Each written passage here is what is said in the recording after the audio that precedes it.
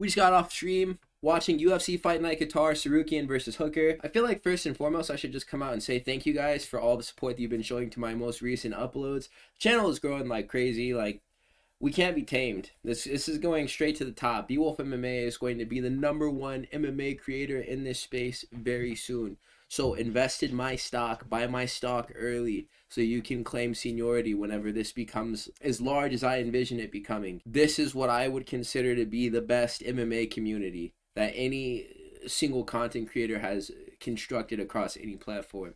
You guys are really the GOATs. But yeah, thank you for all the dudes who showed up to the stream. We got done watching UFC Fight Night Qatar, Tsarukyan versus Hooker. This took place at Ali bin Hamad Al Attiyah Arena in Doha, Qatar. And I mean, yeah, pretty much. We're going to talk about what happened. And yeah, I mean, the main and co-main event were pretty much what, was expected. So we're going to talk about that right now. Let's get right into it. For all the damage that Dan Hooker took in the fight against ARMAN TSARUKYAN, think about the headbutt and the flesh shots that he was eating before he was getting wrestled. I mean, dude, that honestly makes Michael Chandler's feat of knocking him out that much more impressive. How did he break Dan Hooker's chin? How did he do it? How hard does this man hit? It must feel like getting a brick thrown at you. This fight here was like a formality more than anything. ARMAN TSARUKYAN, he's the #1 contender, and he's been the #1 contender. He just needed any display of activity against a fighter at the top of this division in order to constitute himself as a guy who's next deserving for the title. And you can't really say that he isn't next in line after what he did tonight. And yeah, I mean, we've seen other guys dismantle Dan Hooker a little bit easier than he did, namely just Islam Makhachev. But Islam Makhachev is literally the GOAT. And the fact that he was able to wrestle Dan Hooker into submission in one round with the Kimura is just a testament to how cold he actually is. And even if it did take ARMAN TSARUKYAN a little bit longer than 2 minutes in order to get a submission over Dan Hooker, it's not like he struggled at any point. He didn't even take any flush lands. This was an easy fight for ARMAN TSARUKYAN to win. But I will say, he does not do that to Ilia. He does not do that to Ilia Topuria. Whenever he and Dan Hooker were both dry in the very opening round of this fight, Dan Hooker stuffed a takedown from ARMAN TSARUKYAN.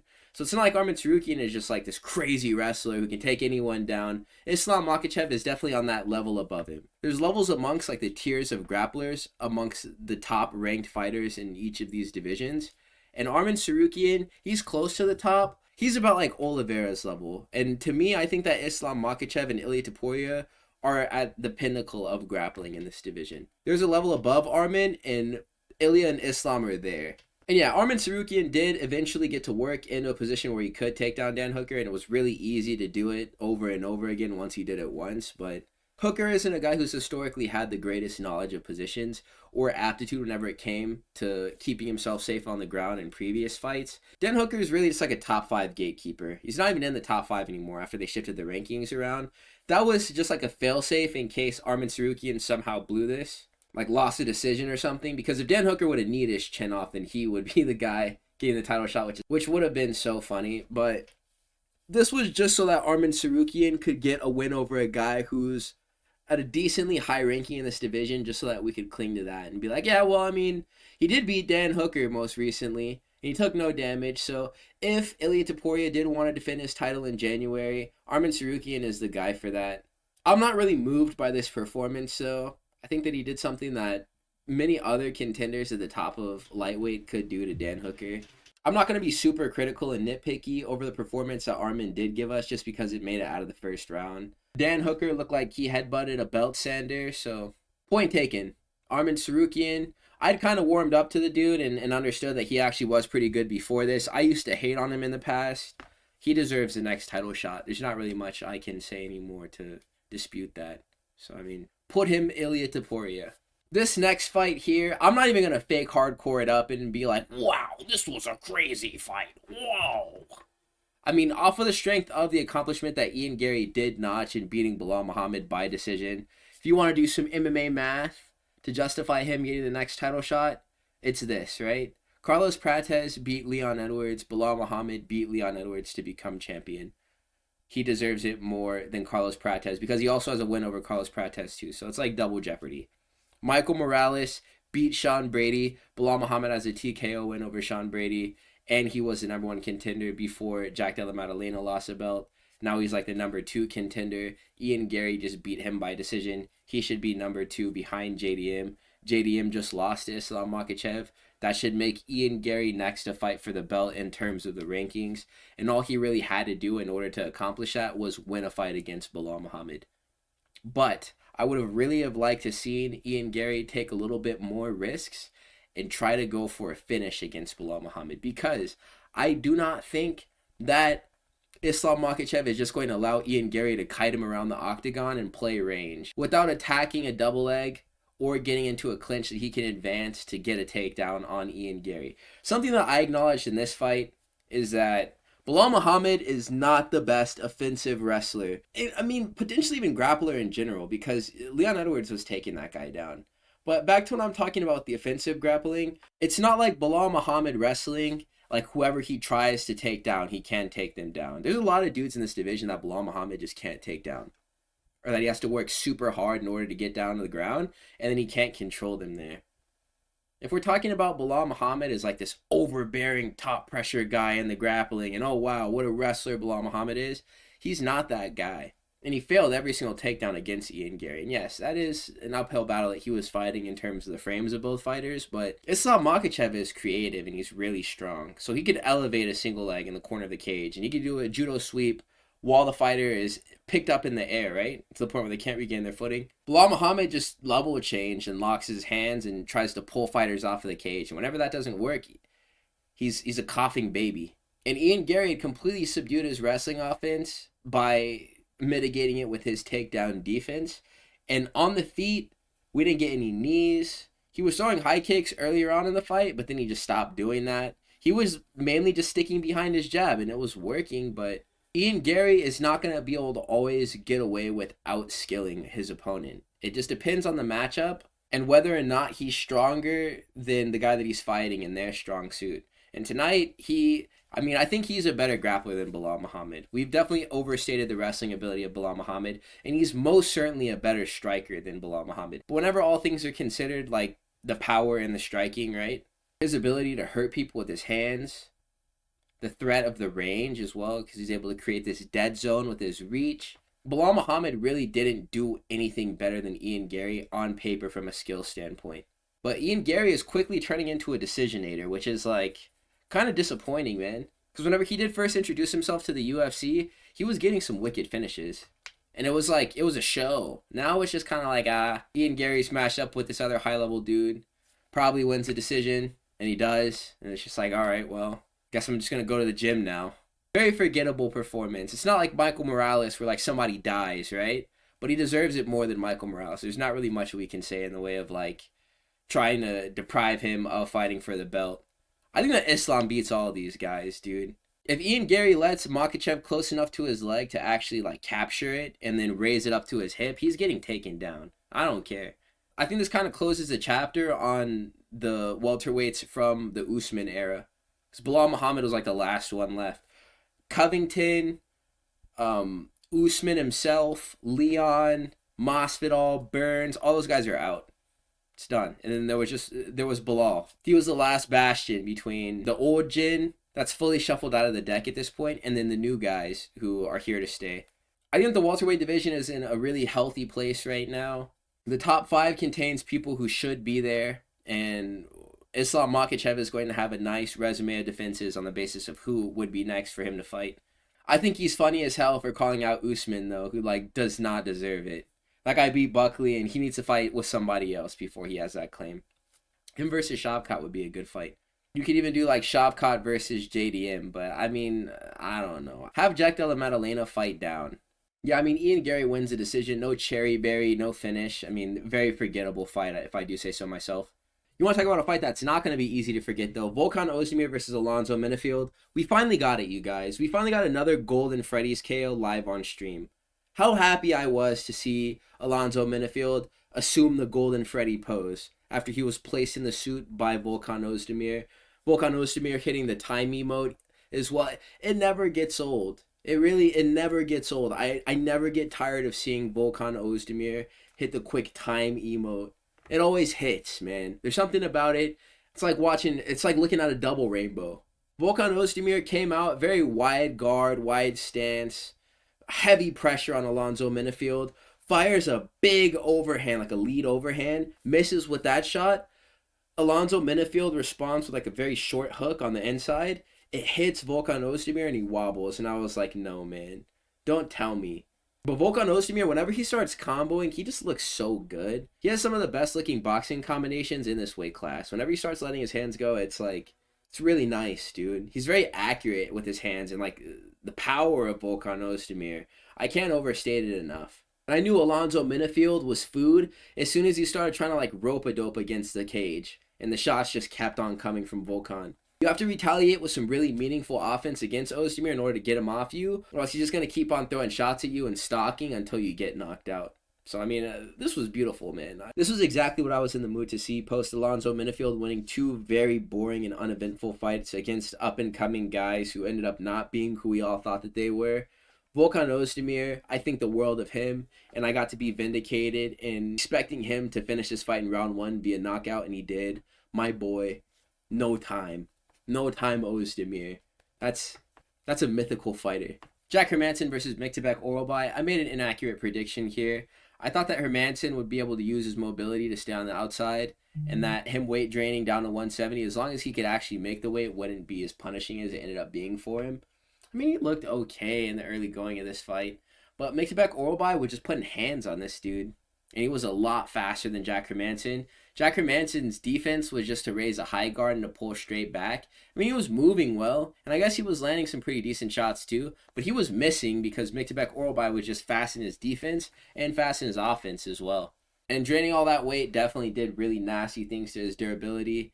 He ate a shot like on his ear and just got shadow realmed. Jack Hermanson pulled corpse guard as soon as the right cross like split his guard. He hits that bobsled pose. I'm just noticing that this guy is 37 too. I should not have picked Jack Hermanson to win this fight. I just really thought that Myktybek Orolbai was a fraud, especially after the Tafik Masayev fight. I was like, man, this guy was getting touched up by a risen dude. If he's not able to grapple with Jack Hermanson, then I mean, he's kind of cooked. But I ended up being wrong about that. I ate my words. I need to stop going against these team alpha male fighters. This guy rocks with Uriah Faber. Uriah Faber has a good team over there at Team Alpha Male, so I need to stop sleeping on those dudes. Jack Hermanson looked like he had a horrible weight cut. He needs to never do this again. He needs to be honestly eyeing retirement as well, because he had to take a really long break in the middle of his career due to injuries that he was suffering from. And that was while he was still at 185 pounds. So I don't know what he's doing at welterweight, just getting chinned down here. It doesn't even make any sense. And he's like officially listed as being 6'1", which is 1 inch taller than Michael Morales is officially on the UFC website. And he didn't really look significantly larger than a fighter like that. He didn't really look that much bigger than Myktybek Orolbai. And he just got eaten. So, I mean, like, that's really all there is to tell. Jack Hermanson needs to never cut down to welterweight ever again. There's not really much mobility for him in either weight class that he is able to make and fight in. I don't know where he goes from here. Welterweight seems like the right move for Myktybek Orolbai, though. So, good for him. Good for the supporters of Myktybek Orolbai. I may end up climbing aboard this bandwagon. We move forward with a heavy heart. This is something to lighten the mood. Waldo Cortes-Acosta versus Shamiel Gaziev. This fight, man. I mean, it was kind of sad watching Shamiel Gaziev get knocked out. But I knew as soon as the opponent switched. Against Sergey Spivak, yeah, Shamiel Gaziev wins that fight via round 1 KO. No problem. But against Waldo Cortes-Acosta, as soon as I saw this was the guy that he was fighting, I was like, oh yeah, it's over, dude. It's done. Waldo Cortes-Acosta is about to smoke this man's pack. And boy, was I right. I didn't even understand what this fight would really look like on the feet. I kind of assumed that it would play out as Waldo Cortes-Acosta landing some nice shots, maybe getting Shamiel Gaziev. I thought we'd see some wrestling out of Shamiel Gaziev or something. Some takedown attempts or some shit like that. But nah, Waldo Cortes-Acosta just boomed on this man. And he landed like a counter that flash killed Shamiel Gaziev in the beginning sequence that like led to the beginning of the end. Shamiel Gaziev gets his footing back, but his defense just left the chat as soon as he got dropped the first time. And then he gets hit with the right hand that just tattoos him. And he lays down and he puts his hands over his face like this. Waldo Cortes-Acosta follows up. The ref pulls Waldo Cortes-Acosta off of Shamiel Gaziev. And this man, he's notched a round 1 KO. I don't know about you guys, but I'm eyeballing Waldo Cortes-Acosta versus Tom Aspinall as a potential future matchup, depending on how the rematch with Cyril Gane goes. And we can't automatically just count out Waldo Cortes-Acosta. I wish that those claims would have some more validity, to back them on the basis of him having won a fight via knockout against Sergey Pavlovich, like I had predicted that it would happen. But I said it before, so long ago, and it's only proven to be true ever since I was wrong about it initially in making the Sergey Pavlovich prediction. We're going to be so surprised to see who Waldo Cortes-Acosta does beat in this division, because he's very unseemingly. You wouldn't be like, oh yeah, this guy is he wants it all, just based off of looking at him the first time, right? At a glance, Waldo Cortes-Acosta looks like a buster. Or like, he's just like a trick pony. You put him on these cards against these dudes who aren't serious, and he's going to win some fights and he's going to lose some fights. But no, dude. He beat Ante Delaya, 2 weeks turnaround, beat Shamiel Gaziev, wants to fight again on the last card of the year at the Apex. So I wonder if they do give him another fight. This guy's a big family. He wants to make sure that his kids have a nice Christmas, and he's making good on that. So, I mean, Waldo Cortes-Acosta via round 1 KO. I think Waldo Cortes-Acosta via round 1 KO is going to be something that I'm going to get accustomed to saying quite regularly. Like every single outing of his from like right now until he retires. This guy is an animal. The guys in my stream chat are talking about like a Beowulf curse, bro, and I don't believe that for a second. It was low-key a really bad night for Team Dagestan, now that I'm thinking about it. Did they have a single winner from their troop? Tagir, Saygid, and Shamiel Gaziev all lost from Dagestan. I saw a very significant demographic of people backing Kyoji Horiguchi to win this fight in the build-up, and I was like, alright, what do they see in this dude Kyoji Horiguchi? I watched some of his fights, bro, and people were touting him to have like really good takedown defense and like solid striking, but I didn't really see it in the matchups that he was able to win.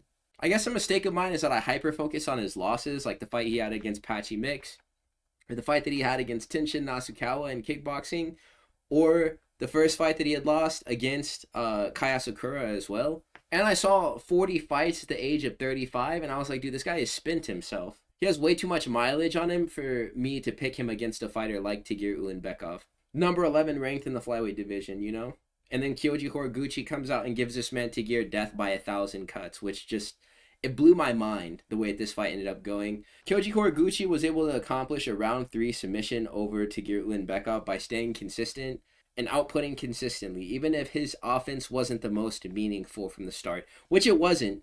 Tagir Ulanbekov was eating hard shots off of Kyoji Horiguchi, his best punches, and he wasn't reacting hardly at all. But the thing that really changed the tide of the fight, from Tagir Ulanbekov being able to get takedowns and control positions, to getting hit with right hands that were wobbling him, and also having to change stances, was the leg kick. The leg kick was the real story here. Kyoji Horiguchi completely deadened the lead leg of Tagir Ulanbekov. Once Tagir Ulanbekov couldn't shoot anymore, and he wasn't as mobile as he was in round 1, then he was just getting hit with right hands. The right hands were starting to make him buckle a little bit. And then Kyoji Horiguchi started piling it on. He even got a couple of takedowns on Tagir Ulanbekov. Tagir Ulanbekov was just taking lazy shots to try to keep himself safe once the pressure was on in the stand-up. He was getting those shots reversed, getting his back taken. It ended up happening in round 3. Kyoji Horiguchi is able to find the rear naked choke, finishes Tagir Ulanbekov in Qatar. I was wrong, you guys. I did some hating on Kyoji Horiguchi too, and I was going to release this as a short, man. I was about to oust myself as not knowing ball for this matchup here. But I mean, hey, if I didn't know about Kyoji Horiguchi before this, I know about him now. And he belongs as a top 10 fighter in this division. So we're going to see what's next for him. I don't have it out for him. I'm not going to be rooting for his failure in this division. I think that he actually has a lot of fun fights ahead of him. His style is cool. He called out Pantoja. And he's like, yeah, we've been training partners for a while. But, I mean, a fight is a fight. It's business. Which I thought was lit. His post-fight was pretty cool. I very much so believe that this guy will be a fun addition to 125 pounds in the UFC. So now we're on to the prelims. This was such a funny knockout to watch in the moment. I wanted to be upset, but I just couldn't be, because it reminded me of the Handsome Squidward episode, whenever Squidward like transforms into Handsome Squidward, because he like steps in front of the door that SpongeBob opens to give the Krabby Patties to the customers, and he gets hit with the door and he like twirls, like that spinning movement that he did. A left hook from Luke Riley made Bogdan Grad do that exact spin. It was so funny, dude. Bogdan Grad messed up because he got out ahead in the beginning of the fight, and he was able to control Luke Riley in the wrestling and in the clinch. And I was like, dude, this is exactly what I saw in the footage. Luke Riley has really bad grappling defense. And so this is probably just going to happen for 10 more minutes after round 1. And Bogdan Grad likely thought the same thing, but he didn't stay consistent in applying pressure in the grappling and was like, you know what? I can strike with this guy now. He is not threatening me anywhere. And I can get to a highlight reel finish over this guy, which will get me more fans guaranteed. And then he ended up getting glassed. Luke Riley is a good finisher and he's very powerful for 145 pounds. Bogdan Grad had success in the first round and then just lost all respect for this man's offensive prowess in the second. Which, I mean, you hate to see it after, like, I picked the guy to win. He had the skill set to be able to drown him out for however much fight was left. But, you know, sometimes you zig whenever you're supposed to zag. And we got Luke Riley winning this fight via round 2 KO. That's the way the cookie crumbles, man. Then we had Said Izagakhmaev versus Nicholas Dalby. This was funny to watch the corner work of Islam Makhachev in the corner of Said whenever he started losing the fight. Islam was pressing this dude like, what are you doing, bro? Like, lock in and beat this guy Nicholas Dalby. We need more output and activity. And he never presented anything that gave Nicholas Dalby a decent scare, other than reversing like a clinch position or shooting a takedown like he would level change and almost complete before Nicholas Dalby was able to switch the positions and reverse it to where he could at least stand up at any time. Nicholas Dalby just smudged this man up against the cage. He came out and put the pace on Said, and Said didn't have any answers for him. And the stand-up especially, this guy is a pitiful striker.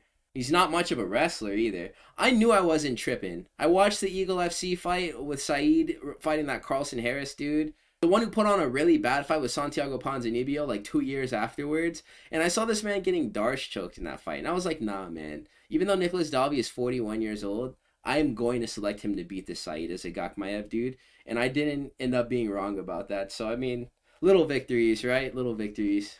This was another very accurate prediction that I made. I was talking about in the predictions of this fight that Alex Perez always ends up wearing good grapplers around his neck like a Cuban link chain. And that was low-key facts, bro. Alex Perez was actually doing pretty well in the early going of this fight. His boxing looked really wild. It was just a bunch of lunging blitzes, and Almabayev was staying defensively responsible, landing a rear uppercut, and then also some knees on Alex Perez too. He was doing a pretty good job in the clinch, but as far as transitioning the clinch into a takedown, Alex Perez was doing a really good job of stuffing those attempts, even with the fact that his knee was busted in his last fight, and he was coming back off of an ACL injury. His takedown defense looked pretty solid. So, like, that was surprising to me. But something else that was surprising to me was how bad the takedown defense of Almabayev was, even though this guy is, like, the wrestler in this matchup. Alex Perez definitely has wrestling, too, but we know Almabayev to be the smudge grappler. He was having to work really hard to take Alex Perez down, and then he wasn't able to keep him there for any substantial amount of time through 2 rounds. Almabayev was mainly keeping himself in this fight through whatever he was accomplishing in the stand-up, which actually he was having some pretty good results in the boxing and in the kickboxing against Alex Perez. Alex Perez was just getting a takedown whenever he wanted, though. Whenever the heat was on and he would get hit with like a big uppercut or a hook after the uppercut, he would just shoot a takedown and most of the time completed against Almabayev. But then he got a little bit greedy in round 3. He got hit with the wheel kick and then he got hit with an uppercut and he was like, oh, I'm gonna shoot.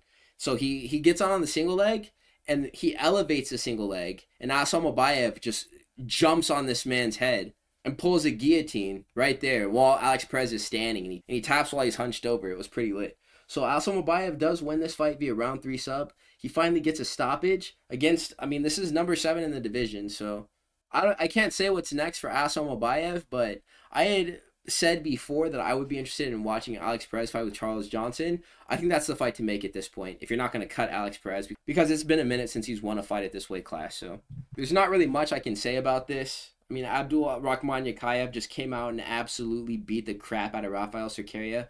This was the fastest knockout in light heavyweight history. 33 seconds, I think it was. There was a wheel kick that opened the fight. Abdul Rakhman Yakaev, he like glancingly landed it. It was kind of like a miss though. So he shoots like a blitzing combination where he's switching stances through the combo. And at the very end, he lets go a rear high kick that claps Raffael Cerqueria. He drops. Abdul Rakhman Yakaev jumps on an RNC without getting his hooks in, and he nearly completes it. And then he readjusts the position, does end up getting his hooks in, and then finishes Raffael Cerqueria in 33 seconds. This guy is the future, man. I said it before that like I'm really high on this dude, and I think that he is going to be something. I'm not going back on that. I think that he's going to accomplish everything that I predicted that he would and more. This is a nightmare matchup for most of the top 10. I think this guy beats Magomed Ankalaev like tomorrow if you were to make that fight. This was a good performance. I wonder what other media outlets and creators are going to make of this performance out of Alexander Topuria. I liked it. I thought it was good. Alexander and his brother Ilya, they both box like boxers. Beksat Almakhan came out with some pretty fiery offense. I thought it was danger for Alexander Topuria because it looked like a lot of shots were getting through, but they were being responsibly caught on the guard of Alexander Topuria. Not the signature low kick offense that his brother likes to throw in his fights, but Alexander Topuria was sticking a really nasty jab on Beksat Almakhan, and it was doing a lot of like cosmetic damage. That was much more than cosmetic. It was getting Beksat Almakhan tired because he was like mouth breathing at the very end of round 1. He was getting the takedowns as well, Alexander Topuria was. He's a really good wrestler. Those guys have a lot of skill in the grappling. But in the stand-up, Alexander Topuria's boxing was phenomenal. It looked really good in this fight. Beksat Almakhan was a formidable opponent for him to best, just so that he could get some clout off of that. I'm glad that I switched my pick, too, because I was about to fake hardcore and be like, you know, Beksat Almakhan actually does beat Alexander Topuria in a fight if you do think about it a little bit closely. Nah, bro, nah. There's no way Alexander Topuria was going to go down in this one. And that jab, it opened up other shots to be able to land, namely his right hand, which he was placing on Beksat Almakhan all throughout the last 5 minutes of this fight. And credit to him, Beksat Almakhan has a really good chin because a lot of these shots that were landing, there were at least 3 punches in this fight that were landed for Alexander Topuria that would have knocked out lesser fighters. So credit to Beksat Almakhan. But I don't know. I just don't believe in Kazakh prospects anymore. Other than Almabayev and Shavkat Rakhmanov, pretty much every single other Kazakhstan fighter isn't who we think that they are. Or they can't come close to being Almabayev or Shavkat Rakhmanov level. And I even overstated the prowess of Beksat Almakhan. I realized what I was doing while I was making my predictions for this video, so I'm glad that I ended up siding it with Alexander Topuria. Wallmaker talking like he wanted this fight in the past. You do not want to fight Alexander Topuria, Malcolm Wallmaker.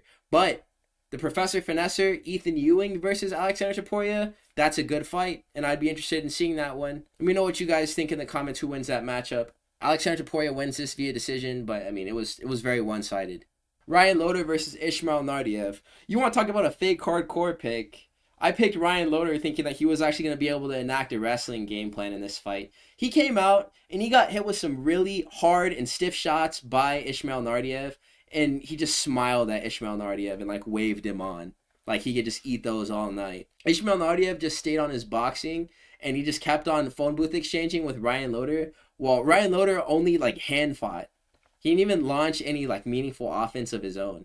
This was the first sleepy KO of the evening. Ismail Nardiev in like the second pocket exchange after he had landed some nice shots on Loder and he got him to smile at him, lands a right hand that absolutely cleans the clock of Ryan Loder, sends him to the Shadow Realm. The guy was like 1,000-yard stare, no like fencing response or anything, right? But like he got slapped bad. Ryan Loder definitely got chinned by Ismail Nardiev. He got some air time too after the right hand landed. I'm salty over the fact that Ryan Loder didn't win. I should have known better than to pick a guy like that, but I mean, I picked the wrong American is what ended up happening. But it was nice to hop on the stream and watch a guy get Shadow Realmed like this, and for it to happen earlier on in the card rather than later. This is all for me to put some hype into Ismail Nardiev and pick him in his next fight against another grappler, and for him to get smudged for 15 minutes, bro, watch. But yeah, tonight he was victorious. He won via round 1 KO. Nothing I can really say about that one. The second fight was Nurullo Aliyev versus Shamrock, and I'm very glad that I was at least right about one of the Paddy Pimblett teammates losing. I thought that they were both going to lose because it seemed like having a strong grappling offense is going to be their Achilles heel. I think that it is, dude. I just think that Bogdan Grad made a mistake in trying to stand with that guy after he'd already established that he could win through the wrestling. He just didn't want to have a boring fight and to get some fans, which I mean, you can't really hate a guy for trying, but he should have done what he knew was going to get him the W. Nurullo Aliyev, the question surrounding him was whether or not he'd look the same coming back from a knee injury, and he did. He looked good. His wrestling looked good. His boxing looked good. He was controlling the clinch sequences against Shamrock. Shamrock's striking is not there. He's not physically strong enough to impose his will in the grappling. So it's like, I don't even know what you do with a guy like that. This was an unsuccessful debut. Lightweight is very deep, and if you're not able to beat a guy like Nurullo Aliev, which I mean is a hard test in itself, you're definitely not going to be competitive with most other guys towards the top of the division, or who you would need to beat in order to get a high ranking at 155. Shamrock, there was like this 5'9" fighter that he was really struggling with in Octagon MMA, Shamrock, and that was his last fight before he got signed to the UFC. So I was like, man, I'm just going to trust Nurullo Aliev to win this fight. He still remains undefeated, 11-0. There's actually some really cool fights that are on the horizon for Nurullo Aliev too. I hope that he can stay healthy so he can continue to put on performances like this. I thought it was a fun fight. And I'm not going to lie to you guys. I woke up late. I woke up and it was bright outside and I heard birds. And I was like, wow, what a nice morning. And I was like, oh, birds. Oh, the UFC event. And I missed this fight, you guys. I literally slept right through this fight. I'm glad that it was a 15-minute stinky. And I tried to get a summation of what happened from the chat. And I haven't watched this fight back. I'm not going to because my pick was wrong. And Marek Bujlo, this guy, he's like an 80cc legend. 6 fights in his MMA pro career. All round 1 stoppages. Denzel Freeman is a dude who beat Steven Asplund in PFL whenever the dude was still like a blimp, right? So what chance does this guy really have on the feet against Marek Bujlo if he does come out with the mind to grapple? Apparently, Marek Bujlo didn't even shoot takedowns until the 3rd round. And whenever he finally did do this, Denzel Freeman just got up. And he was just landing leg kicks. And they were both just landing leg kicks on each other the whole time. And it was just a stinky fight. I'm so tired of these grapplers at heavyweight making me think that they're actually going to amount to something and then just folding.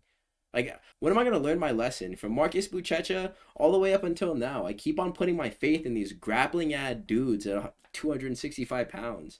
And they just fold on me. Freeman wins a decision.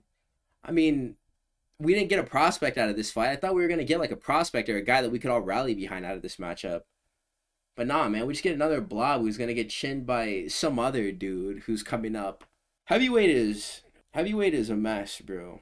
I can still rejoice though because we did get 9 out of 14 here. I don't really care as far as pick rate goes. It's about like 65%. As long as I get close to twice as many fights right as I did wrong, I'm cool. So I'm satisfied with the outcomes of these fights. There was a lot of finishes, lots of violence, lots of sleepy KOs. We got to see another Golden Freddy suit, so I get to put 2 suits there. And moving forward, there's going to be 2 Golden Freddy suits there. We have Wilson versus Yijia in Shanghai, and then we have Alonzo Menifield versus Volkan Oezdemir in Qatar. I knew it. I knew that we were going to get another Golden Freddy's moment here. Look at it. It's beautiful. He's literally stanced up right there against the cage. I'm happy to have finally gotten a featured fight, co-main, and a main event right consecutively. That always feels good. I mean, we didn't do too hot on the prelims, but I mean, there's definitely worse fates. So, I mean, by and large, I'm going to chalk this up to a massive W. You guys, thank you so much for supporting the channel content. I love you boys so much. Like, really, bro. Like, thank you so much, man. Like, I'm about to work so hard in this week that we have off to just try to give you guys some banger content so that we can continue to make this pop. I'm gonna always rock with y'all, man. You guys are the fellas, like, for real. We're going straight to the top, all of us, man. Beowulf MMA #1, man. You guys who are part of this community, like, you're the backbone of what goes on here. So I'm gonna keep showing up for you guys. Thank you for showing up for me. Have a wonderful rest of your Saturday and a wonderful week as well. Keep an eye out for new uploads. I'm gonna catch y'all, fellas. Peace out.